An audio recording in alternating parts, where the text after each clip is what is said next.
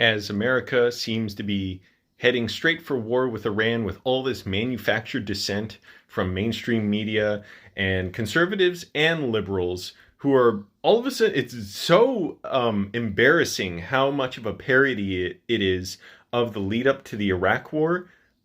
And the Iraq War took much longer. And ostensibly, George Bush and his cronies were making a case for it, even though he was committed to it from the outset.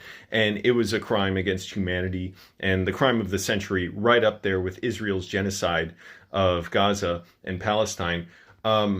This just seems to be like, oh yeah, let's just bomb them. It would be good. Like, they're bad people. So morally bad people, essentially canceling them.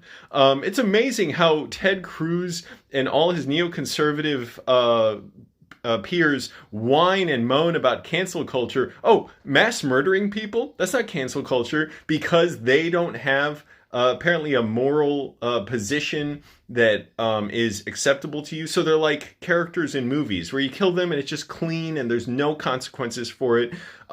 You're not going to create civil war in Iran. You're not going to create massive blowback with the amount of hatred you're going to cause for America, and you don't recognize their humanity. You're just like, they're bad. It's such a parody. And Democrats like Adam Schiff, who are manufacturing consent for this, and even Bernie Sanders, who's only like kind of soft gloving it, like, or soft handing it as far as his opposition. Like, yeah, he and some other Democrats are speaking fairly like in a principled manner against war with Iran, and yet they aren't going fundamentally all against American empire and militarism. It's always like, we love the military, the troops are heroes, like, we stand with America, like, we're a rogue state. And it's such an embarrassing parody of like how we look at like the supposed like moderates from other countries that have real hardliners, like moderates from the Soviet Union, who are just like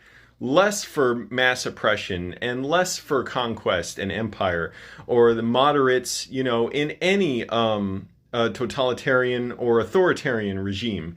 How like they're just more like, okay, I'm stumbling over my words, but they don't want like the most extreme plan. They just want like all the bad people, whatever, expelled or whatever. It's like, we're the more acceptable party. Like Adam Schiff, Democrat, senator in my state of California, going on Jen Psaki's show and not acknowledging the humanity of Iranians, but saying the Iranians are going to retaliate against Israel and my heart is with Israel. That's manufacturing consent for war.